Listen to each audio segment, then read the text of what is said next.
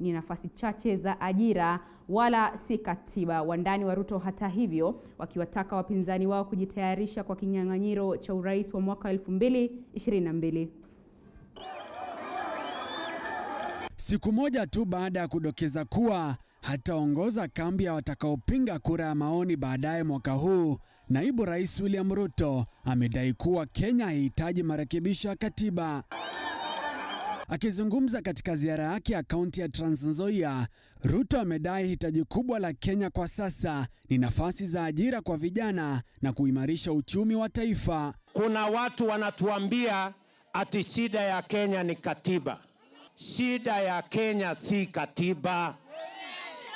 Ile inatakikana Kenya hii ni vile tutazalisha nafasi za kazi, vile tutazalisha mali mashinani, tuongeze nafasi za biashara, tuongeze opportunity ya vijana, ndio tuweze kuondoa umaskini mashinani.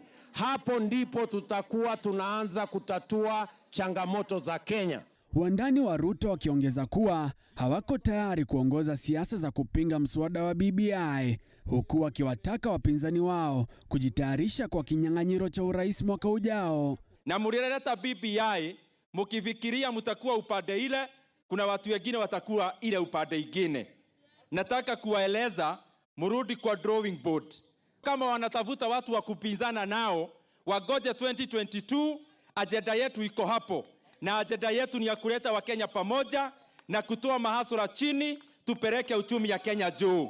Sisi tuko tunaangalia 2022 na tayari sisi tuko na mchezaji wetu na sio mwingine, ni William Samoei Ruto.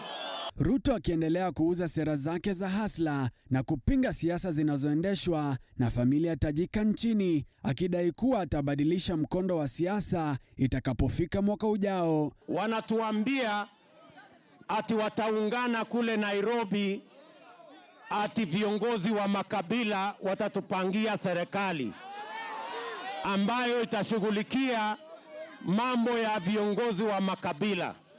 Mimi nawaambia safari hii hatuwezi kukubali serikali imepengwa kwa misingi ya makabila.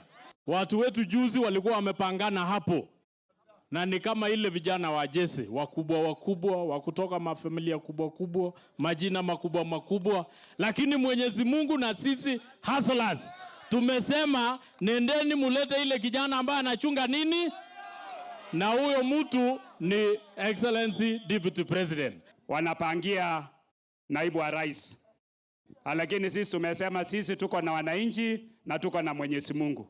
Hayo yanajiri siku chache tu baada ya Rais Uhuru Kenyatta kukutana na kinara wa ODM Raila Odinga, mwenyekiti wa KANU Gideon Moi, kinara wa Ford Kenya Moses Wetangula, gavana wa Kitui Charity Ngilu, kinara wa Wiper Kalonzo Musyoka na kiongozi wa ANC Musalia Mudavadi. Ruto sasa akitumia kikao hicho kuendeleza siasa zake za hasla. Musa Salah, TV 47.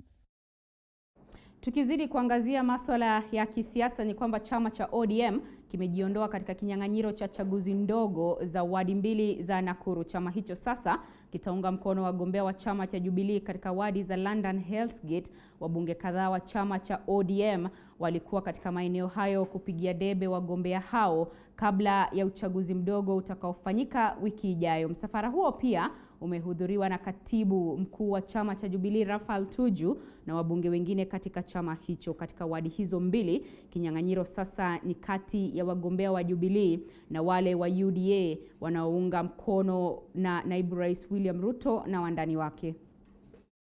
Ameniambia nikifika hapa London Ward niambie watu wa London Ward ya kwamba sisi katika hii ward na katika uchaguzi hatuna candidate ambaye tumeweka. Candidate wetu ameambiwa withdraw, candidate wetu ameambiwa aondoke. Wanachama wetu wa ODM, wafuasi wetu wa hapa London, kura zenyu tarehe 4 ni kwa Mheshimiwa Josh wa Jubilee. Tunataka leo tuwaonyeshe na tuseme kwamba tarehe 4 ni Josh wa Jubilee. Aendelee ama asiendelee?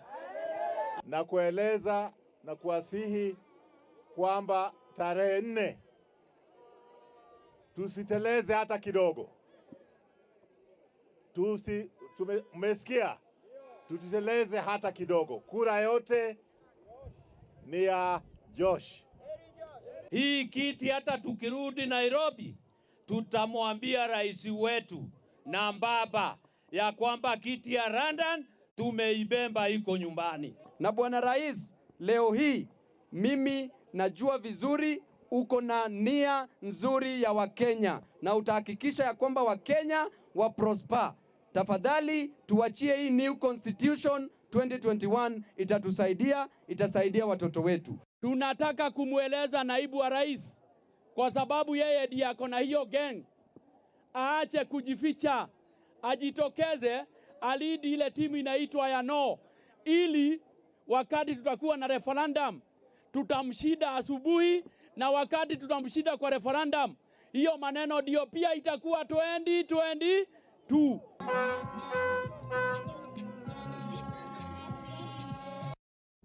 Na dereva wa matatu ambaye anatambuliwa kama Frederick Nyamwanda na ambaye alinaswa katika video akimdhulumu dereva mwanamke katika eneo la Kahawa West na kuvunja kioo cha mbele cha gari lake ametiwa mbaroni. Dereva huyo alikuwa ametoroka, ila usimamizi wa magari ya uchukuzi wa umma ya Matara ukasaidia kukamatwa kwake. Wero Mwangi na taarifa hiyo kikamilifu. Dereva wa gari la uchukuzi wa umma la kampuni ya Matara aliyerekodiwa katika video akimdhulumu dereva mwanamke hapo jana katika barabara ya kutoka Ruaka kuelekea Kahawa West ametiwa baroni. Kulingana na usimamizi wa kampuni ya Matara, waliona kisa hiki katika mitandao ya jamii na kuchukua hatua za haraka na kufika katika kituo cha polisi cha Kahawa West ambapo tukio hilo liliripotiwa. Hii kitendo kujua kimefanyika leo asubuhi, ambapo tuliona hii kesi kwa social media, na ningeomba kama kuna mtu yote anaweza kosewa na madriver wetu, tafadhali anaweza kuja afanye ripoti kwa ofisi yetu ndio tuweze kufuatilia na kuchukua ile hatua inayofaa. Dereva huyu alipobaini kuwa anasakwa na polisi na usimamizi wa kampuni hii, alitoroka na gari lake na kupitia teknolojia inayoonyesha mahali gari lilipo, akatiwa mbaroni akielekea mafichoni katika gereji moja mjini Thika. Tulienda Kahawa West na base commander Kahawa West alitusaidia sana, akatupea askari 3, tukaenda kujaribu kushika huyo kijana, akaponyoka, akaenda pande ya Thika. Akienda pande ya Thika hatukulala, tumeenda kwa Osi Thika, tukapewa askari. Chairman akaangalia gari na fleet management yetu, tukaona gari iko inaenda Garissa Road hapo kwa jua kali agent, tukaenda na askari na tukakasana kabisa, tukashika huyo dereva, tukaleta hapo station Thika. Hata hivyo, usimamizi wa kampuni ya uchukuzi wa magari ya umma ya Matara umekemea tukio hili na kuomba msamaha kwa wananchi na haswa mwadhiriwa wa tukio hilo. Ndio tunakemea hiki kitendo na tukitaka sasa dereva achukue mzigo wake mwenyewe, sababu hiyo mambo sio kwa upendo wetu, na pia ametukosea. Hata kama amekosea mwenye walikuwa na yeye, pia kwa sako ametukosea, na kwa niaba ya wote drivers, conductors, pia management na wenye gari, naomba msamaha. Usimamizi wa magari haya tayari umeandikia shirika la kudumisha usalama barabarani NTSA kuelezea tukio hilo na kujutia.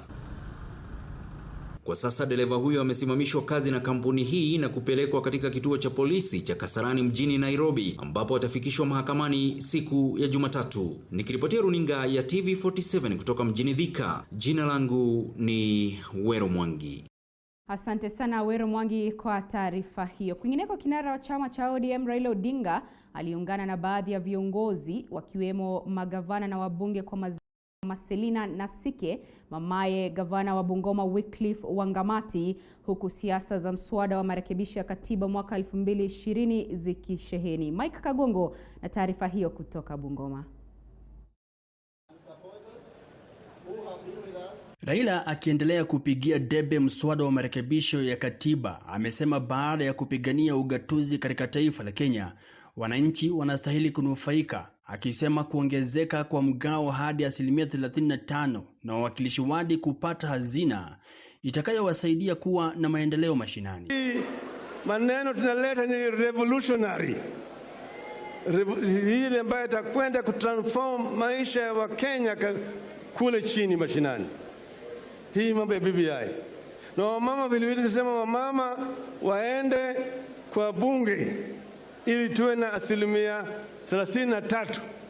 2/3 gender rule itakuwa implemented ndani ya hii BBI. Magavana akiwemo Wycliffe Oparanya wa Kakamega, James Ongwae wa Kisii, Anyang' Nyong'o wa Kisumu na Wilbur Otichilo wakiunga mkono ripoti hiyo na kusema ina manufaa mengi. Na tukishamaliza bunge sio mwisho.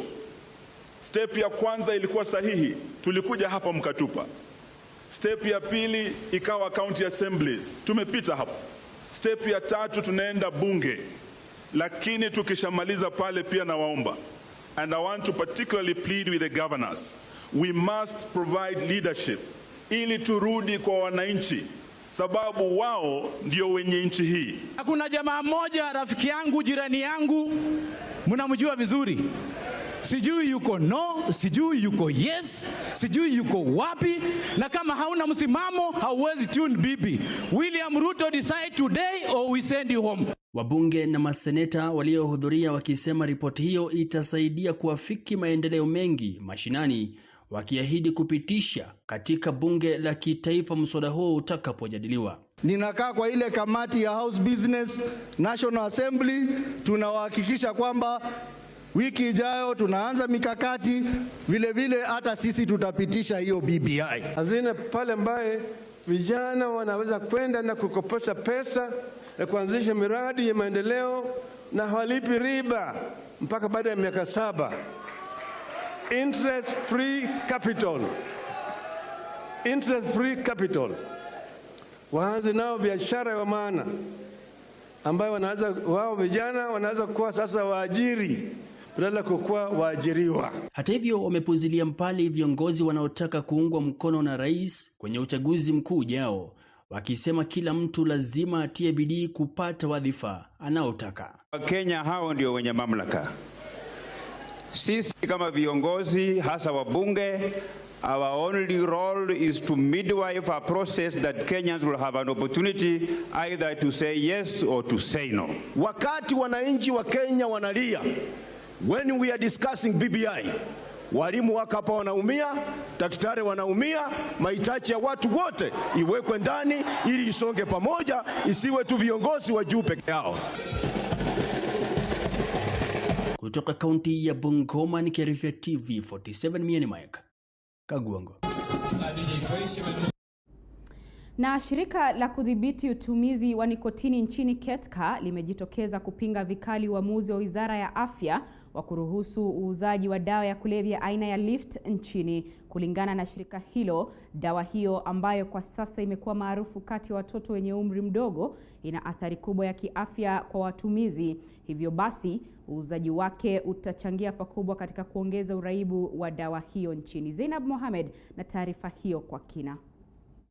Baada ya waziri wa afya Mutahi Kagwe kupiga marufuku uuzaji wa dawa ya kulevya aina ya Lift nchini mnamo mwezi Oktoba mwaka jana, wiki jana watengenezaji wa dawa hiyo walijitokeza kutangaza kuwa baada ya mjadala na wizara hiyo, dawa hiyo itaanza kuuzwa rasmi nchini chini ya bidhaa za nikotini. Hata hivyo, uamuzi huo umepingwa vikali na shirika la kudhibiti utumizi wa nikotini nchini katika. Katika linasema kuwa uuzaji wa dawa hiyo utachangia pakubwa katika kuongeza uraibu wake nchini. We were happy in October last year when the Cabinet Secretary of Health, Mutahi Kagwe, decided to ban the sale of these products due to their fraudulent registration process.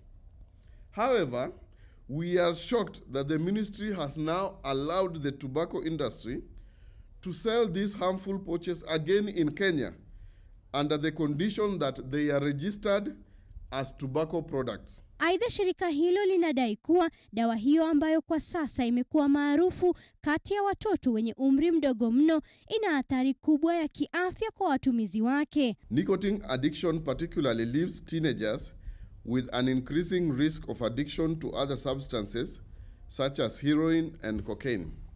If you try to quit, the withdrawal symptoms are severe and uncompromising. They include intense craving for nicotine, irritability, frustration or anger, anxiety, depression, difficult in concentration, and restlessness. Shirika hilo sasa linaitaka serikali kutupilia mbali uamuzi huo na kupiga marufuku kabisa uuzaji wa dawa hizo nchini kama ilivyofanywa katika nchi kadhaa duniani ikiwemo Uganda na mataifa mengi katika bara Europa. We call on the Ministry of Health to immediately revoke this move and uphold the ban on the illegal addictive nicotine pouches. Lift ni aina ya dawa ya kulevya inayoundwa kutumia nikotini na huwekwa katikati ya meno na watumiaji ili kuwapa msisimuko wa aina yake. Zainab Mohamed, TV47. 15 dakika mtazamaji zimekatika baada ya saa 1 kamili saa za Afrika ya Mashariki. Kwenye mtandao wa Facebook naona jumbe zako zinazidi kuingia kwa haraka tena upesi. Namuona Jasper Ondimo anasema anatazama. Dr. Musime anasema kutoka Kitale yuko tuned. Gabriel Simiyu anasema Kandui Bungoma tunatazama TV47. Asante sana. Munialo Manix anasema Sango Webuyo tuko ndani. Namuona Amos wa Mwoka anasema kutoka Somalia. Eunice Adhiambo Munyiriwaya. Henry Osembo na mwisho kabisa namuona Munyiriwaya anasema anafuatilia taarifa hizi. Mtazamaji, tunapunga unyunyu kidogo, tukirejea tunarejea na taarifa zaidi. Siende mbali. Rangi ambayo imeimarika, rangi ya kipekee. Tamasha Paints ni kampuni ya kimataifa ya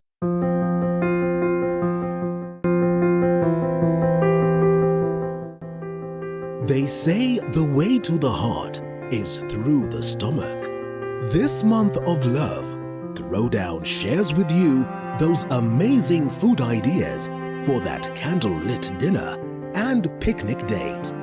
Learn those dining etiquette and avoid those embarrassing moments every Sunday at 6:30 p.m.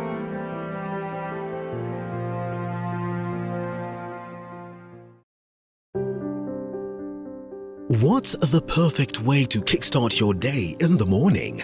Well, apart from having a healthy breakfast, the Morning Cafe is all you need. We will inform you on what's happening on the roads, dive deeper into the newspapers, alongside heated political debates. I have to fight the order. Yes. Order. Did you know that your greatest wealth is health? Then we start eating right, and that's what I do in my clinic. With some good Friday vibes.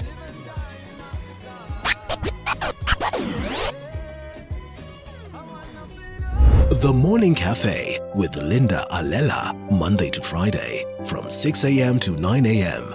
Only on TV47.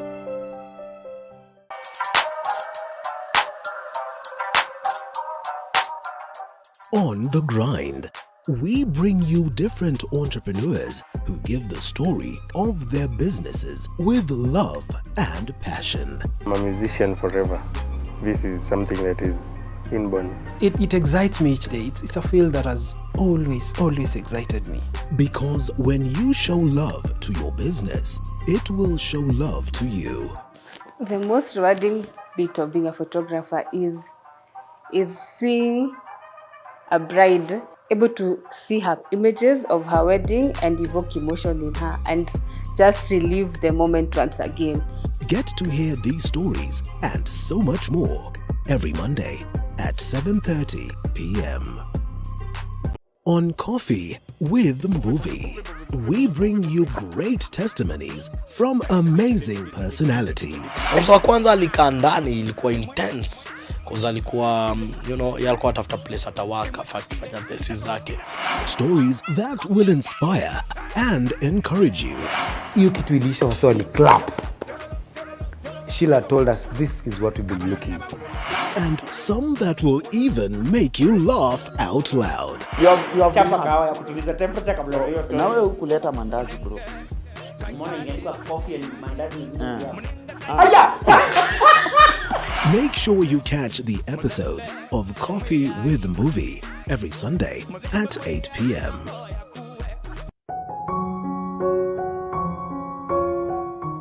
Love is friendship that has caught fire. It is the month of love. When you're loved truly, every grain of your personality changes. Ooh. A great time to add more fire to your love life. Why not have a journey before the climax rather than always thinking about the climax? With great insights from our panelists. It ought to start during the day. Ikifika pale jioni, sasa flirting ndio inafika kilele. Yeah, that is when now you go for your beautiful dress. And spice to your relationship. Only on the Garden of Eden. Every Wednesday.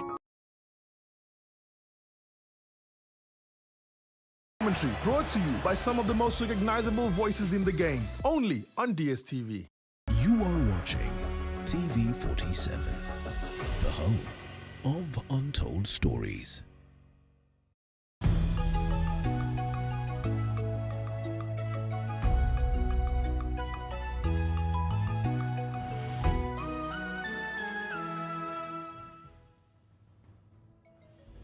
Karibu tena mtazamaji, iwapo ndo mwanzo unajiunga nasi, mienyi wako Andrin Kilemi, mtangazaji kwa lugha ya ishara Nyimini Mbesa. Tusonge mbele. Rais Uhuru Kenyatta ameteuliwa kama mwenyekiti mpya wa Jumuiya ya Afrika Mashariki kufuatia mkutano wa 21 ulioshirikisha wakuu wa nchi 6 ambazo ni wanachama wa jumuiya hiyo. Kenyatta anayeridhi mikoba ya rais wa Rwanda Paul Kagame anatarajiwa kuapishwa Jumatatu ijayo. David Muthoka na maelezo zaidi. The instruments of power and the incoming chair. Rais Uhuru Kenyatta ndiye mwenyekiti mpya wa Jumuiya ya Afrika Mashariki baada ya uteuzi wake kuidhinishwa na wakuu wa mataifa ambayo ni wanachama wa jumuiya hiyo kwenye mkutano wa 21 wa jumuiya ya EAC.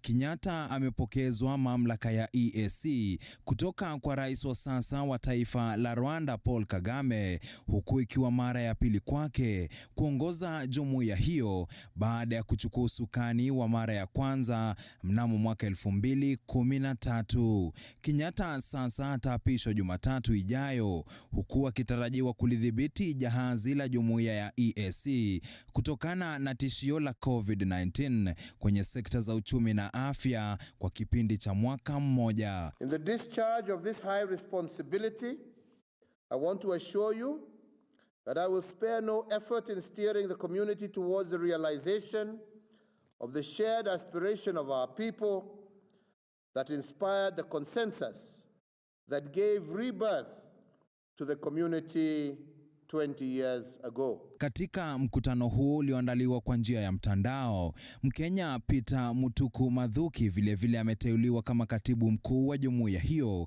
huku akiuchukua usukani kutoka kwa Mburundi Liberat Mfumukeko ambaye muhula wake wa miaka 5 unatamatika mnamo Aprili. As a staff member of the East African Community in the Office of the Secretary General to discharge these functions and regulate my conduct with the interests of the community and not to seek or accept instructions in regard to the performance of my duties from any government or other authority external to the community. So help me God.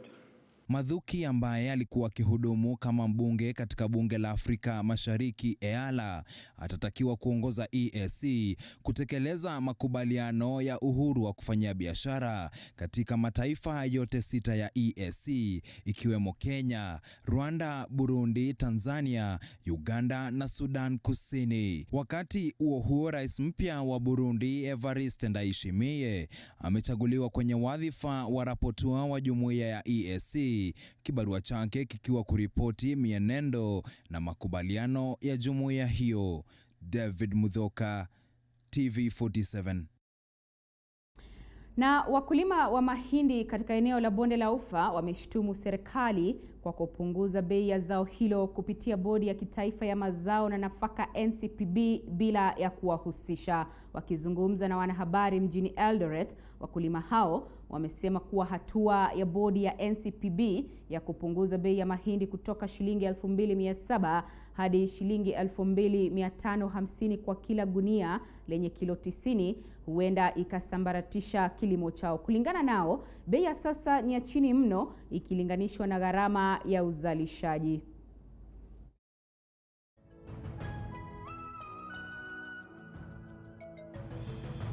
Tunakataa kabisa. Hatuwezi pewa bei kupandishwa alafu baadaye inarudishwa nyuma. Tulikuwa tunatarajia 3,000 ndio iweze gharama ya ukulima. Tulikuwa tunafikiria serikali wanatukumbuka, wanaona bei ya mafuta imeenda juu, bei ya mbegu imeenda juu, kila kitu imeenda juu. Serikali walikuwa wametuahidi ya kwamba hiyo bei ingekaa kwanza kwa 27 alafu iende 23 3,000. Lakini baada ya siku kidogo badala ya kuenda juu inakuja chini. Kwa hivyo tunaomba serikali wawe na huruma na waone watu wale wanataka kutunyanyasa, sijui tumekosea nini hao. Hata kabla kitu ichafanyika lazima watu wa consulted, ndio watu wajipange in advance, sababu mtu kuleta mahindi transportation mpaka cereals alafu kupika huko bei ati imebatilika ni mashangao sana. Bei haiwezi rudishwa chini ila hali kila kitu inaenda juu. Yaani kwani chakula lazima ianguke bei, na kwa sababu wanataka watu wachache wapate faida. We cannot protect the neighboring countries ati wapate faida kwa kuweka bei chini ama consumers peke yao wawe protected. No, hii lazima iwe fair on both sides. Tumekuwa tukipata progress kidogo, kuna watu wanaturudisha nyuma. Tunapata progress kidogo, tunasonga mbele kidogo, kuna watu wanarudisha nyuma. Ni nini hasa hii watu wanajaribu kupitia mlango ya mbele kuchezea wakulima? Kwa hivyo hii maneno sitawaachilia hapa, na tunataka pia ministry, tunataka waziri wa kilimo. Na baadhi ya wanachama wa chama cha walimu nchini NAT katika kaunti ya Nyeri wamepinga uamuzi wa tume ya kuajiri walimu nchini TSC kuwafunza walimu jinsi ya kujiandikisha katika mfumo wa matokeo ya walimu siku za wikendi, wakidai kuwa siku hizo ni wakati wa kushughulikia mahitaji yao binafsi. Akizungumza katika shule ya msingi ya DEB Muslim, kaimu naibu mwenyekiti wa NAT Rosalia Mkanjala amedai kuwa hatua hiyo imewanyima baadhi yao nafasi ya kuchagua viongozi wao. Kadhalika, amedokeza kuwa hitilafu za ndoa miongoni mwa walimu zimechangia visa vya utovu wa nidhamu miongoni mwa wanafunzi shuleni. Kimefanya walimu wamesikia kufa moyo sana. Teachers, most of them are complaining. The marriages have gone down because of delocalization. It is one of the things which needs to be looked at and be considered so that families do not continue breaking. We want to have children who are brought up in good families. Today people are complaining that schools are being banned by students.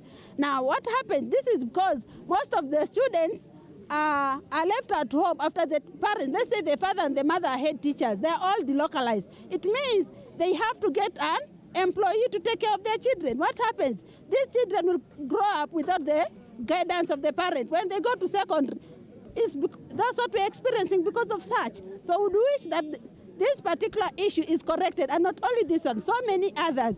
We only request the employer, at least a Sunday and a Saturday, not to involve our teachers. That's one of the challenges that we are having around, and we are happy as a union that the union is going to come back the way it was there before. Because with the kind of the teachers that the way they have turned up, we have realized that actually they love the union.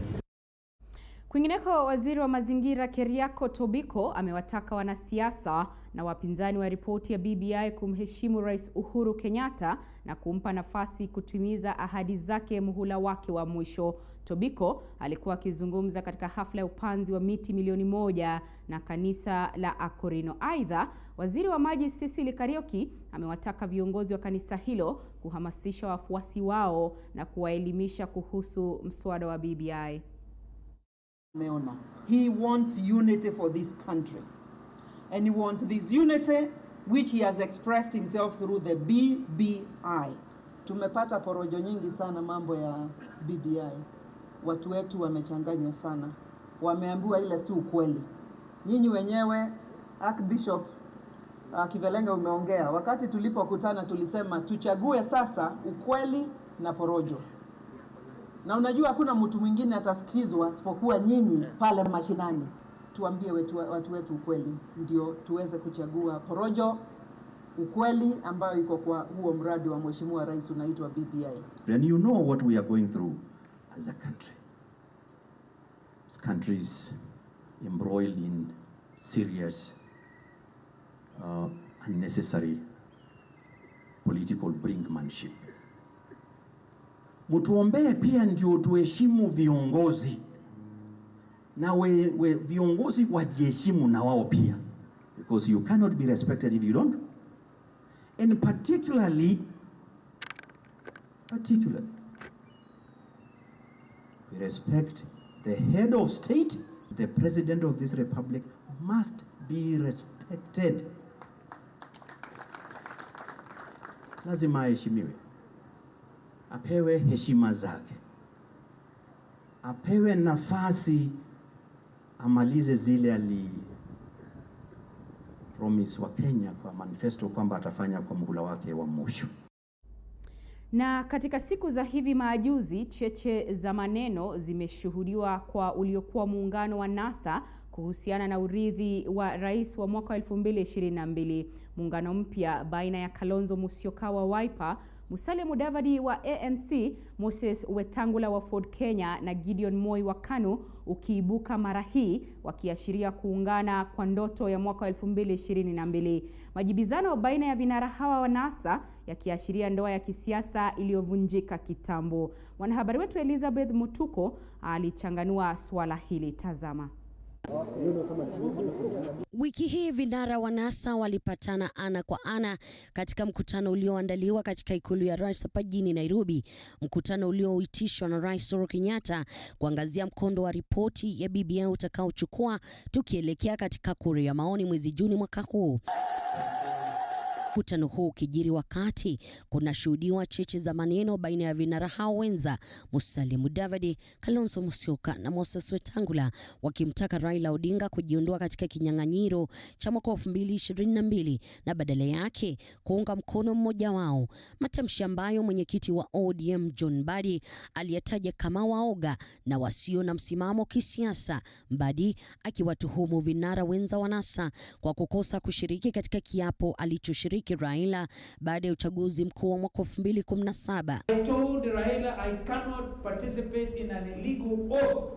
However, nilisema you have to convert to look for Uhuru Kenyatta and hold a conversation, dialogue. Honest. Chapter 6 of the Constitution demands on leadership, demands a high level of integrity on the side of leaders. And if you have agreed on something, I think it's time now to own up and do as per the agreements. What I'm saying is, from where I sit as a member of Wiper, I don't think we are asking for an endorsement from anybody. We are just saying, honor your words. Kiapo cha mwaka 2017 kwa kinara wa ODM Raila Odinga kikiashiria machungu ya mgawanyiko unaoshuhudiwa kwa muungano wa NASA, watatu hawa wakishikilia kuwa hawangeshiriki kiapo hicho kwani kilikuwa kinyume cha sheria. Sasa ukisema tulikuacha the hour of need, when we delivered the votes, that was the hour of need. The hour of need was not to carry out an illegal oath at Uhuru Park. That was never an hour of need. NASA is there on paper, but NASA died a long time ago. That is not a secret. But on paper it is there because nobody signed to dissolve it. But I think really what we are seeing now is issues of dishonesty. I got very concerned when I saw the chair ODM and the Secretary General calling the other colleagues cowards. Didn't they know that they were cowards when they were supporting them for the last 10 years? Kulingana na taarifa ni kwa mkutano wa ikulu baina ya Rais Uhuru Kenyatta, vinara wa NASA miongoni mwa viongozi wengine ulikuwa kupanga misururu ya kampeni za marekebisho ya katiba, Rais akiwataka vinara hawa kupigia debe BBI mashinani, ikizingatiwa kuwa BBI italeta mabadiliko makuu katika nafasi za uongozi tukielekea katika uchaguzi mkuu wa mwaka 2022. These are just current configurations, and there will be more configurations coming. People basically want to test the water, hunt together as a pack. But remember, each of them, there will be no joint candidate, yeah, as a president. So there will only be one president. So even if we are like 4 or 5 of you, and you are saying we have this one formation we want to hand, you have to decide who is the candidate. And people are at liberty to do this thing. We have not even started our own configuration. Who knows, I might create my own configuration with a few people. Na nyufa katika muungano wa NASA zikiongezeka kila uchao, kinara wa Wiper Kalonzo Musyoka akaweka wazi kwamba kinara wa ODM Raila Odinga hawezi kuaminika wala kutimiza ahadi zozote, na hivyo hawezi kuaminika na masuala ya uongozi wa taifa. Zaidi Kalonzo akisema endapo Wakenya watamchagua Raila, huenda akabadilisha katiba ili kusalia mamlakani. Our thoughts are we have supported him 2 times now. And for your information, people who support Kalonzo have fought man to man for Honorable Raila. If you compare the percentage of people who fought for Raila in Kalonzo's region and who fought for him in his own region, the percentage of those who fought for Raila because of Kalonzo is higher. It is like someone who is cooking in the kitchen food, and then people are already in the dining room trying to share the food that is still being cooked. So I want our national leaders to focus on BBI and support the president and Honorable Raila Odinga to ensure that the BBI is passed in the referendum, and then they can now start forming coalitions and saying how they want to share the national cake. Kalonzo akisema kuwa japo handshake baina ya Rais Uhuru Kenyatta na Raila Odinga ilikuwa na manufaa yake, Raila alijitafutia tu kuwa mamlakani. Msimamo sawia na huo ukitoka kwake msemaji wa kinara wa ANC Kibisu Kabatesi, wakimtaja Raila kama mlaghai wa siasa. I think the best they can do, and I want to advise them, is to move around the country looking for votes, and stop asking President Uhuru Kenyatta to endorse them or Raila Odinga to endorse them. Raila Odinga has never been the president of this country. And I was part of the process that came up with the NASA agreement. And in the NASA agreement, it is very clear that Raila Odinga was only going to support someone else if he wins the presidency. He never won the presidency. Vyama tanzu vya NASA vimekuwa katika mzozo vile vile katika masuala ya fedha za chama, kutoka mgao wa fedha za vyama vya kisiasa, chama cha ODM kikikosa kugawa fedha hizo kwa vyama vingine ndani ya NASA. Katibu mkuu wa ODM Edwin Sifuna akisema kuwa vyama vya Wiper, ANC na Ford Kenya havistahili kupata fedha hizo kwa mujibu wa sheria kutokana na hesabu ya wapiga kura katika nafasi ya urais. Mgogoro huu ukichangia mgawanyiko baina yao sasa, muungano baina ya Kalonzo Musyoka, Musalia Mudavadi, Moses Wetangula na Seneta Gideon Moi ukiinuka. Number 2, I do not think the coalition of the 4 will be a major threat. In fact, I want to be honest. The coalition, the best it can do is to push the election into the second round. You remember that our constitution provides that if there is no clear winner, 50+1 in the first round, then the election goes to the second round. I am seeing a scenario where that group will force election to go in the second round. But clearly, you can see that if elections were held today, there are only 2 horses. That is Honorable Raila and Honorable Ruto. So they will again be forced to choose between the 2. Hata hivyo, inakisiwa kuwa mageuzi ya katiba ambayo yanaendelea kuleta miungano zaidi ya kisiasa kutokana na nafasi zitakazopatikana.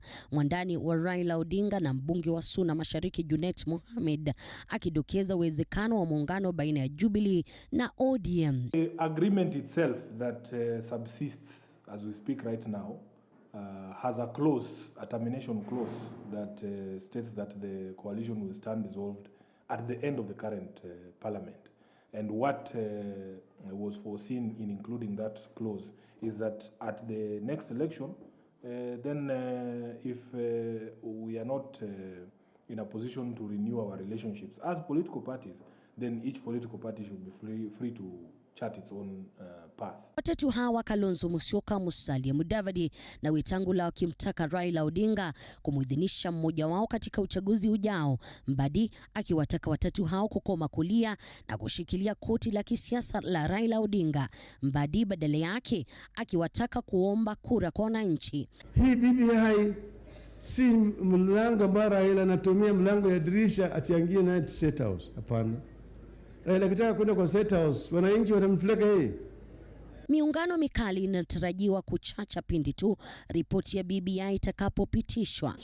Once we have the BBI passage, and I think that's the first concentration, we are all saying, let's focus first of all on BBI. By June, it's out of the way. Now, BBI creates positions. So some reconfigurations will now be based on those new positions created by BBI. Currently, people can only be configuring for 2 positions, president and deputy. Yeah? But when it changes, the BBI passes, you can be sure you will see totally different configuration.